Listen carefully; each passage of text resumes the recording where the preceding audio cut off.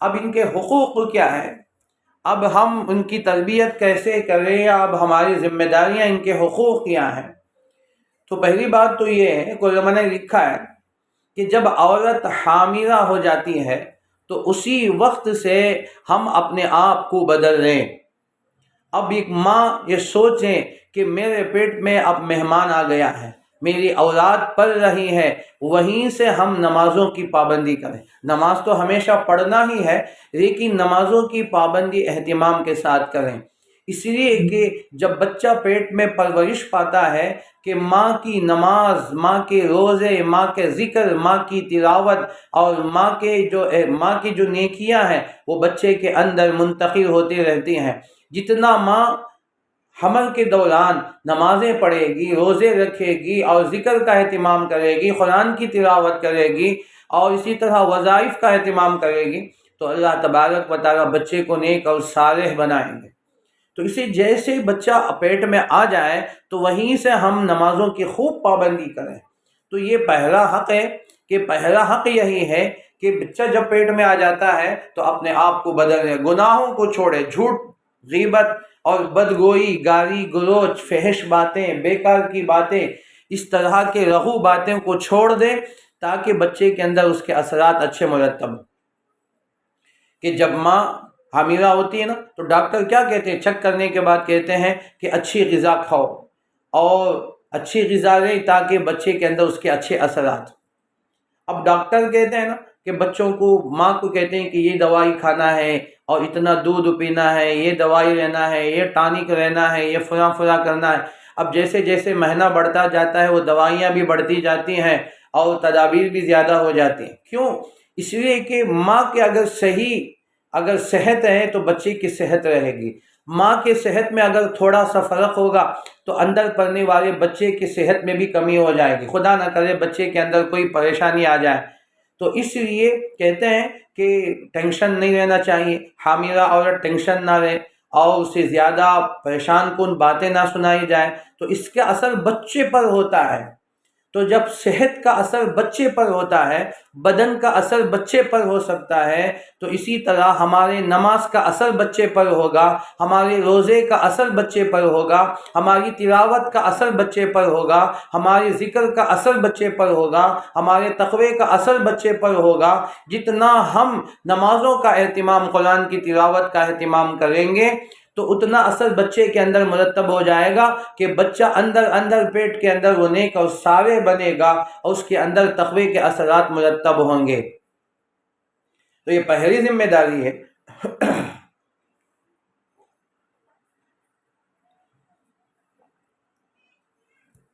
ماں اپنے آپ کو اس طرح سنبھالے، اپنے آپ کو تقوی اور راہ راست پر لگا لے۔ دوسری ذمہ داری ہے کہ جب بچہ پیدا ہو جائے، اب سب سے پہلا حق یہ ہے کہ بچے کو دودھ پلائے۔ قرآن کریم میں اللہ فرماتے ہیں سیقول میں، سورہ بقرہ میں، والوالدات یرضعن اولادہن حولین کاملین لمن اراد ان یتم الرضاعہ۔ ماؤں کو چاہیے کہ وہ مکمل 2 سال دودھ پلائیں، مکمل 2 سال، حولین کاملین۔ تو یہ بچے کا سب سے پہلا حق یہ ہے کہ بچے کی جو غذا اللہ تعالیٰ نے ماں کے سینے میں رکھ دیا ہے، اللہ تعالیٰ نے 2 راستے ماں کے سینے میں رکھ دیے ہیں۔ اگر کوئی ماں ہو کر بچے کو بلا وجہ دودھ نہیں پلا رہی ہے، بلا وجہ بچے کو دودھ سے محروم کر رہی ہے، تو ماں گنہگار ہوگی اور ماں اپنے بچے کی حق تلفی کر رہی ہے، اپنے بچے کے حقوق کو ضائع کر رہی ہے۔ تو ماں کی ذمہ داری یہ ہے کہ مکمل 2 سال دودھ پلائے۔ عام طور سے ہماری بہنیں ایسی ہیں کہ چند مہینے دودھ پلاتی ہیں، اس کے بعد بہانہ کر دیتی ہیں کہ دودھ کم ہو گیا یا دودھ سوکھ گیا، یہ سب الٹے سیدھے بہانے کر دیتی ہیں، اور اس کے بعد ان کو باہر کا دودھ، ڈبے کا دودھ، اس طرح کے دودھ۔ یاد رکھیں میری ماں اور بہنیں، دنیا کے اندر جتنے پروٹین دوائیں ہیں، جتنے دودھ ہیں، وہ دنیا بھر کے ایک طرف، لیکن اللہ نے ماں کے دودھ میں جو طاقت رکھے ہیں وہ اس کے برابر ہو ہی نہیں سکتے۔ ماں کے دودھ میں بچے کے لیے اللہ نے جو طاقت رکھے ہیں، جو صحت رکھے ہیں، دنیا کے کسی ڈبے کے دودھ میں اس کا 10واں حصہ 100واں حصہ بھی برابر نہیں ہو سکتا۔ چاہے آپ کتنا قیمتی دودھ ڈبے کا پلا رہے بچے کو، چاہے کتنے بچے کو کتنے بھی کچھ بھی طاقتور چیزیں کھلا رہے، لیکن قدرتی دودھ میں جو اللہ نے وٹامن سی اور اللہ نے جو وٹامنس رکھے ہیں دنیا کی کسی چیز کے اندر نہیں۔ اس لیے جب بچوں کو زیادہ دودھ پلائیں گے تو بچے صحت مند رہیں گے۔ جو بچے زیادہ دودھ پیتے ہیں وہ بچے بڑے ہوشیار ہوتے ہیں، جو بچے زیادہ دودھ پیتے ہیں وہ خوبصورت بھی ہوتے ہیں، اور جو بچے زیادہ دودھ پیتے ہیں ان کے اعضاء صحیح سالم رہتے ہیں، اور جو بچے ماں کا دودھ پیتے ہیں ان کا ہاضمہ صحیح ہوتا ہے۔ جو بچے زیادہ دودھ پیتے ہیں، اپنی ماں کا دودھ پیتے ہیں، وہ ہر چیز سے برائی اور ہر بیماری سے لڑنے کی قوت، جسے قوت مدافعت کہتے ہیں، تو قوت مدافعت ان کے اندر پیدا ہوتی ہے۔ اب جو بچے دودھ نہیں پیتے ماں کا، چند دن پیتے ہیں، چند 2-3 مہینہ پی کر چھوڑ دیتے ہیں، تو یہی بچوں کے اندر بیماریاں زیادہ آتی ہیں۔ تھوڑے موسم کے بدلنے پر بخار، سردی، زکام اور اس قسم کے پریشانیاں بچے کے اندر جو بیماریاں آ جاتی ہیں، یہ اسی وجہ سے ہے کہ ہم نے بچوں کو دودھ نہیں پلایا ہے۔ تو بہرحال ایک مستقل عنوان ہے۔ تو یہ دوسرا حق یہ ہے کہ جب بچے اس قابل ہو جائیں تو بچوں کو دودھ پلائیں۔ اب یہاں علماء نے لکھا ہے جب دودھ پلائیں گے تو فرمایا کہ دودھ پلائیں، وضو کے ساتھ پلائیں، اور جب دودھ پلانے کا وقت ہو تو ذکر کرتے ہوئے پلائیں، اس لیے کہ دودھ جو بچے کے منہ میں منتقل ہو رہا ہے، آپ کے سینے سے اس کے معدے پہ جا رہا ہے، تو اس کے ساتھ ساتھ آپ کا تقویٰ جائے گا، آپ کی ذکر، آپ کی تلاوت جائے گی۔ اس سے ہماری جو نیک مائیں ہوتی ہیں وہ باوضو ہو کر بچے کو دودھ پلاتی ہیں، یا کم سے کم ذکر کرتے ہوئے دودھ پلاتی ہیں۔ دنیا کی لغویات، دنیا کی باتیں کرتے ہوئے نہ پلائیں، فون کرتے ہوئے نہ پلائیں، اس کی وجہ سے بچے پر غلط اثرات مرتب ہوتے ہیں۔ ٹی وی دیکھتے ہوئے یا گانے سنتے ہوئے، میوزک سنتے ہوئے دودھ نہ پلائیں، تو یہ بچے کے اندر اس تمام چیزیں، منفی اثرات، غلط اثرات بچوں کے اندر منتقل ہوتے ہیں۔ اور جب بچے کو دودھ پلانے کا وقت ہو تو ماں کوئی دماغی ٹینشن نہ ہو، پریشان نہ ہو، بلکہ سکون کے ساتھ، اطمینان کے ساتھ، جب ماں کو سکون ہو اس وقت پلائے، کہ ایک دم پریشان ہو، منتشر ذہن ہو، ایسے وقت میں بھی دودھ نہ پلائے۔ ایک مستقل عنوان ہے، یہ علماء نے اس پر کتابیں لکھی ہیں۔ تو بہرحال تو بچوں کو دودھ پلانا یہ ذمہ داری ہے۔ پھر اس کے بعد جب بچے چلنے کے قابل ہوتے ہیں، چلنے پھرنے کے قابل ہوتے ہیں، تو اب بچوں کو تربیت کی سب سے بڑی ذمہ داری ہے۔ میری ماں اور بہن اچھی طرح یاد رکھیں، جیسے ہی وہ حاملہ ہوتی ہیں تو ذمہ داریاں بڑھ جاتی ہیں۔ اب بچہ جب پیدا ہوتا ہے تو اس کے گھر کے کام کاج بھی بڑھ جاتے ہیں، تو اسی طرح بچے کی تربیت کی ذمہ داری بھی ماں باپ کے اندر اور ماں کے اندر سب سے پہلے آتی ہے۔ اب چاہیے کہ بچہ جب چھوٹا ہے تو اسی وقت سے ہم بچے کو سکھائیں، کہ بچے کو ہم سمجھائیں۔ اور حدیث میں فرمایا، اللہ کے نبی صلی اللہ علیہ وسلم نے فرمایا، جب بچہ بولنے لگے تو لا الہ الا اللہ اس کو بولا کرو، لا الہ الا اللہ کی تلقین کرو۔ اور حدیث میں فرمایا اللہ کے نبی صلی اللہ علیہ وسلم نے، من کان اول کلامہ و آخر کلامہ لا الہ الا اللہ دخل الجنہ، جس کا پہلا کلمہ اور آخری کلمہ لا الہ الا اللہ ہوگا وہ جنت میں داخل ہوگا۔ اب جب جیسے بچہ بولنے کے قابل ہوتا ہے تو ہم اسے کلمہ سکھائیں، ہم اسے دین کی باتیں ذہن نشین کریں، چھوٹی چھوٹی باتیں ہم ان کو سمجھائیں۔ ہم تو یہ سمجھتے ہیں کہ ابھی بچہ ہے، بڑا ہونے کے بعد سیکھ لے گا، بڑا ہونے کے بعد جان لے گا، نہیں، ابھی سے ہم بچوں کو ذہن نشین کریں، بچوں کو سمجھائیں، بچوں کو طریقہ، تہذیب، ڈھنگ، سلیقہ، یہ تمام چیزیں سکھائیں۔ اور سب سے پہلے یہ عاجز میں آپ کے سامنے عرض کرتا ہوں، بچوں کو اوقات کی پابندی کرائیں، کہ بچے کہیں کہ بیٹے یہ وقت صبح کا ناشتے کا وقت ہے، یہ وقت اسکول جانے کا ہے، اور یہ وقت آرام کرنے کا ہے، یہ وقت تھوڑا کھیلنے کا ہے، اور یہ وقت نمازوں کا ہے، اور یہ وقت تھوڑا آرام کرنے کا ہے۔ بچوں کو اوقات کی ذہن نشین کرائیں۔ جو ماں بچپن ہی سے بچوں کو اوقات کی پابندی کرائے گی وہ وقت کی قدردان بنے گا، وقت کی قدر کرنے والا بنے گا۔ آج ہمارے پاس وقت کی کوئی قدر نہیں ہوتی، تو اس لیے ہم ایک ترتیب بنائیں، رات میں کتنے بجے سوئیں گے، پھر صبح کتنے بجے اٹھیں گے، یہ ہمارا نظام ہو۔ رات میں 10 ساڑھے 10 بجے تک ہم سو جائیں، پھر فجر کی اذان سے یا اذان سے پہلے اٹھ جائیں اور نمازیں پڑھیں، دعا کریں، قرآن کی تلاوت کریں، پھر فجر کے نماز کے بعد تھوڑی دیر قرآن پڑھے، یاسین وغیرہ پڑھے، اس کے بعد تھوڑی دیر آرام کرے اشراق پڑھ کر، پھر اس کے بعد یہ نظام بچوں کو سمجھائیں، اور اس کے بعد ناشتے کا وقت ہے، اس کے بعد اسکول جانے کا وقت ہے، اسکول کا وقت کیا ہے، اسکول کی پابندی کیسے کریں، اس کے اوقات، اس کی تیاریاں کیا ہیں، یہ تمام چیزیں ہم بچوں کو ابھی سے سمجھائیں۔ اب ہم سمجھتے ہیں کہ بچہ ابھی چھوٹا ہے، ابھی اس کو کیا بتانا ہے، لیکن نہیں، جو ماں ابھی اسی وقت سے بچوں کو اس قسم کی تربیت کرے گی، اوقات کا اہتمام کرائے گی، بہت بڑی ذمہ داری ہے۔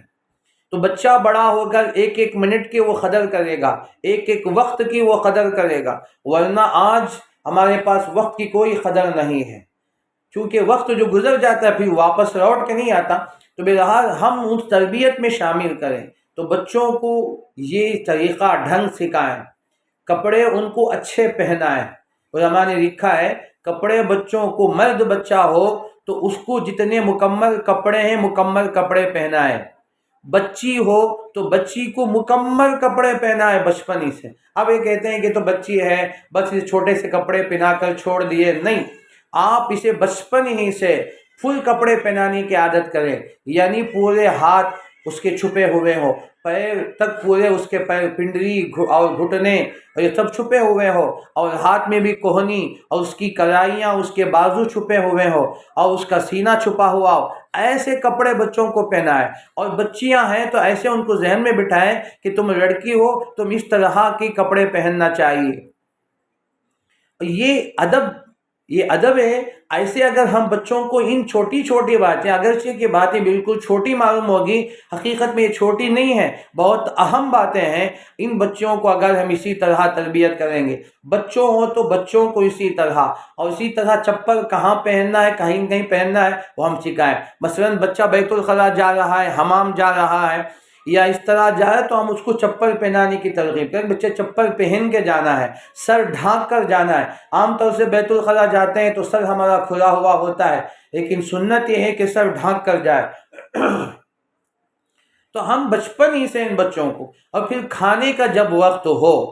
تو بچوں کو اوقات متعین کریں کہ یہ کھانے کا وقت ہے، تو کھانے کے وقت میں باقاعدہ ہم، بچے چھوٹے ہیں لیکن بچوں کو دسترخوان حسیر بچھائیں، دسترخوان بچھائیں، اور ان کو باقاعدہ ایسے بٹھائیں جیسے کوئی مہمان کو بٹھا رہے ہیں۔ تو مہمان کو جیسے بٹھاتے ہیں اہتمام کے ساتھ، ان کے سامنے برتن وغیرہ رکھیں، ہاتھ دھونے کے لیے تش رکھیں، اور ان کے بعد کھانا کی رکھیں۔ اس طرح ان بچوں کو یہی طریقہ ڈھنگ سکھائیں، اور کھانے کا طریقہ دعائیں پڑھ کر سکھائیں۔ اگرچہ کہ بچے دعا نہیں پڑھتے ہیں، لیکن ماں کہیں کہ بسم اللہ وعلی برکت اللہ، لک الحمد و لک الشکر، یہ تمام دعائیں، اور کھانے کے بعد کی دعائیں، اس طرح چھوٹی دعائیں اس طرح کرائیں۔ اور اس کے بعد یہ کھانے کا، پھر کھانے سے فارغ ہونے کے بعد کیا دعا پڑھنا ہے، دسترخوان کیسے اٹھانا ہے، یہ تمام طریقے بچوں کو، یہ آداب ہیں، یہ تربیت کا ایک طریقہ ہے۔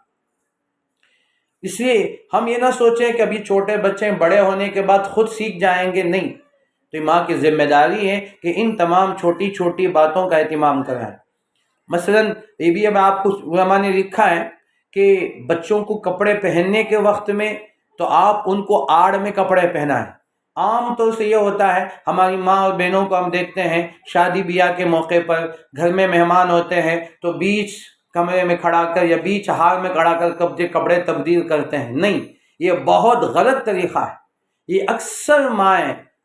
مائیں اس طرح کرتے ہیں کہ 8-10 آدمی ہوتے ہیں، 15-20 آدمی ہوتے ہیں، گھر میں فنکشن ہوتا ہے یا شادی محل میں ہوتے ہیں، کہیں بیچ میں کھڑا کر بچوں کو کپڑے تبدیل کرتے ہیں۔ تو اس سے کیا ہوگا، بچوں کے اندر حیا کم ہو جائے گی، اور بچے سمجھیں گے بھائی جس کے چاہے سامنے کپڑے اتاریں، جس کے چاہے سامنے کپڑے ہم پہنیں، اس میں کوئی فرق نہیں پڑتا۔ نہیں، اگر بچیاں ہیں تو دیگر عورتوں کے سامنے نہیں بلکہ اسے کنارے پر لے کر جائیں، کم سے کم پردہ بھی نہ ہو تو کسی کونے میں لے کر جائیں تاکہ بچوں کو ذہن میں بات ہو جائے کپڑے درمیان میں تبدیل نہیں کرنا ہے، کپڑے سب کے سامنے تبدیل نہیں کرنا ہے، بلکہ بچوں کو کپڑے کنارے پر لے جائیں اور اسے آڑ میں کسی دروازے کے آڑ میں کسی کونے میں کھڑا کر کے کپڑے تبدیل کریں۔ تو بچوں کو بھی بچیوں کو بھی یہ طریقہ سکھائیں۔ اگر یہاں ہم نے چھوڑا تو بچوں کے اندر یہ ذہن ہو جائے گا کہ اب وہ سمجھیں گے کپڑے کہاں چاہے تبدیل کر لیں، جہاں چاہے کپڑے پہن لیں۔ تو یہ بہت غلط طریقہ ہے، عام طور سے ہماری ماں یہاں غلطی کر جاتی ہیں۔ تو اس لیے گھر کے اندر بھی ہو، اب یہ سوچیں گے یہاں گھر میں کون ہے، میرا بیٹا ہے، میرا شوہر ہے، میرا بھائی ہے اور میرے خسر ہیں، نہیں، گھر کے جتنے بھی افراد ہو تو تب بھی گھر کے اندر بھی کمرے کے اندر بچوں کو کپڑے پہنائیں، بچوں کو کپڑے تبدیل کروائیں اور دروازہ آڑ کر کے کم سے کم بچوں کو تبدیل کروائیں تاکہ بچوں کے ذہن میں آ جائیں کہ کپڑے بدلنا ہو تو سب کے سامنے نہیں بدلتے ہیں، بلکہ کپڑے بدلنا ہے تو تنہائی میں ایک بند کمرے کے اندر یا دروازوں کے آڑ میں کپڑے پہنے جاتے ہیں۔ تو ان کو یہ تہذیب، یہ طریقہ یہ ہونی چاہیے۔ تو اسی لیے عملی طور پر ہم بچوں کو بولنے کی ضرورت نہیں ہے، تو بچوں کو جب ہم خود عمل کر کے دکھائیں گے نا تو یہ تمام چیزیں بچے خود بخود کیچ کرتے چلے جائیں گے۔ ہم بولنے سے زیادہ بچے دیکھ کر سمجھتے ہیں، بچے دیکھ کر سمجھتے ہیں، اور جو کچھ وہ بچے دیکھ رہے ہیں گویا وہ اپنے ذہن میں اخذ کر رہے ہیں، اپنے ذہن میں اسے فوٹو کر رہے ہیں اور اسے پورا اپنے اندر اس کے اندر اخذ کر رہے ہیں۔ تو اس لیے ہم بچوں کو اس طرح تبدیل کریں، تو اس طرح ایک بچے کے سامنے دوسرے بچوں کے کپڑے تبدیل نہ کریں، اگرچہ چھوٹے ہیں کیوں نہ ہو، تو بچوں کو ایک بچوں کو الگ الگ تنہائی میں لے کر جائیں، وہاں کپڑے تبدیل کر کے آئیں تاکہ معلوم ہو جائے کہ ایک بھائی دوسرے بھائی کے سامنے بھی کپڑے تبدیل نہیں کرنا ہے، اس طرح بے حجاب نہیں ہونا ہے، ایک بہن دوسرے بہن کے سامنے بھی کپڑے بے حجاب نہیں ہونی چاہیے۔ یہ باتیں اگرچہ کہ موٹی موٹی ہیں، آپ حیران ہوں گے، لیکن یہ بہت اہم باتیں جو میں آپ کو بار بار سمجھا رہا ہوں، یہ غلطیاں ہم کر جاتی ہیں۔ تو اس طرح ہم بچوں کی اس طرح ڈھنگ اور سلیقہ، اس طرح بچوں کی ترتیب اس طرح بنائیں۔ پھر اسی طرح فرمایا کہ جب بچے عمر بڑے ہو کے ہو جاتے ہیں تو بچوں کا بستر الگ کر دے۔ حدیث میں فرمایا اللہ کے نبی صلی اللہ علیہ وسلم نے مروا اولادکم بالصلاۃ وهم ابناء 7 سنین واضربوهم علیہا وهم ابناء 10 سنین۔ اللہ کے نبی صلی اللہ علیہ وسلم نے ارشاد فرمایا جب بچے 7 سال کے ہو جائے تم ان کو نماز کا حکم کرو، نماز کی ترغیب دو، نماز کے اوقات سمجھاؤ، اور اسی طرح جب بچے 10 سال کے ہو جائے نماز نہیں پڑھتے ہیں تو بچوں کو مارو، تنبیہ کرنے کے لیے بچوں کو مار کر نماز پڑھاؤ۔ حالانکہ 10 سال کی عمر میں بچے اوپر نماز فرض نہیں ہوتا، لڑکا ہو تو 15 سال میں وہ بالغ ہوتا ہے، نماز فرض ہوتی ہے، لڑکی ہو تو 11 کوئی 12 کوئی 13 سال میں بھی بالغہ ہوتی ہے، لیکن حدیث میں اللہ کے نبی صلی اللہ علیہ وسلم نے فرمایا کہ جب بچے 7 سال کے ہو جائیں تم ان کو نماز کا حکم دو۔ اب دیکھیے آپ کے پاس 2 بیٹا ہے 2 بیٹی ہے، آپ ان کو ترتیب کیسے بنائیں؟ تو اب یہ کریں کہ آپ بچوں سے یا اپنے شوہر سے نماز کے اوقات معلوم کر لیں، نماز کے اوقات معلوم کر لیں، یا اس سے بھی اچھی بات یہ ہے کہ ہم یہ عاجز کہتے ہیں کہ نماز کے اوقات گھر میں لگا دیں، اور بیٹے سے کہیں کہ بیٹے اذان ہو گئی ہے، اذان اب عصر کی اذان 4:30 بجے ہیں، 4:45 بجے عصر کی نماز ہے، اب جیسے اذان ہوتی ہے تو ہم 5 منٹ پہلے ہی بیٹے سے کہیں کہ بچے وضو کر لو، گھر ہی سے وضو کر لے، ضروریات سے فارغ ہو جاؤ، وضو کر کے اب کہیں کہ تم مسجد چلے جاؤ۔ اذان کے ساتھ بچوں کو، لڑکوں کو مسجد بھیج دو جب بچے 7 سال کے ہو جائیں۔ اب بیٹیاں ہیں آپ کے ساتھ تو آپ خود حمام جائیں، خود بھی وضو کریں، اور اسی طرح اپنی بچیوں کو بھی وضو کرائیں، اور اس کے بعد نماز کے مصلی پہ آ کے کھڑے ہو جائیں۔ اگر آپ کے ان دنوں میں ہے کہ جب کہ آپ کے اوپر نماز معاف ہے، آپ کی نماز کی چھٹیاں چل رہی ہیں، تو ایسے دنوں کے اندر تو تب بھی آپ بچوں کی تربیت کے لیے ان کے سامنے وضو کریں اور مصلی بچھا کر مصلی میں خاموشی کے ساتھ بیٹھ جائیں، ذکر کرتے ہوئے بیٹھ جائیں، نماز تو آپ کے اوپر نہیں ہے، نماز تو نہیں پڑھنا ہے، لیکن بچیوں کی تربیت کے لیے ان کے سامنے وضو کریں اور مصلی بچھا کر آپ بیٹھ جائیں مصلی پر اور ذکر میں رکھ جائیں اور اپنی بچیوں کو کھڑا کر کے نماز پڑھائیں۔ یہ ترتیب اگر ہم نے بچیوں کو بچپن ہی سے ترتیب بنا لیں گے تو ہمارے بچوں کا نظام بہت اچھا ہوگا، ان کی صحیح تربیت ہوگی، ان کی صحیح پرورش ہوگی اور ان کا صحیح ذہن بنے گا اور ماں کی قدر بھی ان کے اندر پیدا ہوگی۔ ایک تو میں نے کھانے کا بتا دیا اور یہ نماز کا ہے۔ نماز کو بھی باقاعدہ اوقات متعین کر کے، بچے ہیں لڑکے ہیں تو ان کو مسجد بھیج دیا کریں۔ اب دیکھیے مسجد جا کر آنے کے بعد جو لڑکا ہے بیٹا ہے، آپ ان سے کبھی کبھی پوچھے کہ بیٹے تم تو ماشاءاللہ مسجد گئے تھے، امام صاحب نے نماز پڑھی تو کہا کہ ہاں کتنے رکعت پڑھیں؟ ظہر کی نماز پڑھی تو کتنے رکعت ہیں؟ اب بچہ پہلی بار وہ آگے پیچھے ہوگا، اسے سمجھ میں نہیں آئے گا، رکعت کا تو کیا پوچھے گا، وہ آپ اس کو سمجھائیں اصل میں کتنی رکعت ہے، مغرب کی کتنی رکعت ہے، عشاء کی کتنی رکعت ہے، فجر کی کتنی رکعت ہے۔ ظہر اور عصر میں امام صاحب قرات زور سے نہیں کرتے، خاموش کھڑے ہو جاتے ہیں، کیوں؟ آپ اسے سمجھائیں کہ یہ ظہر اور عصر میں قرات خاموشی کے ساتھ ہوگی، مغرب عشاء فجر کی نمازوں میں امام صاحب شروع کی 2 رکعت میں قرات زور سے پڑھتے ہیں اور آخر کی 2 رکعتوں میں قرات آہستہ ہوتی ہے۔ یہ چھوٹی چھوٹی باتیں ہم اپنے بچوں کے ذہن میں ڈالیں، ہم بچوں کو سمجھائیں۔ اور مؤذن صاحب اذان دیتے ہیں، اذان وہاں کھڑے ہو کر اذان دیتے ہیں اور پھر اس کے بعد امام صاحب کے پیچھے کھڑے ہو کر اقامت دیتے ہیں، یہ اذان وہاں دیتے ہیں، اقامت یہاں دیتے ہیں، اور یہ مؤذن صاحب کا کام ہے۔ اور مؤذن کیا اذان دیتے ہیں، کیا اقامت دیتے ہیں، اور بچوں کو یہ پریکٹس کرائے، اذان کے کلمات ان کو یاد دلائے، اللہ اکبر یہ 4 مرتبہ ہے، اشہد ان لا الہ الا اللہ 2 مرتبہ ہے، اشہد ان محمد رسول اللہ 2 مرتبہ ہے، 8 ہو گئے۔ پھر اس کے بعد حی علی الصلاۃ 2، 10 ہو گئے، حی علی الفلاح 2، 12 ہو گئے، اور اس کے بعد اللہ اکبر، اس کے بعد 14 ہو جاتے ہیں،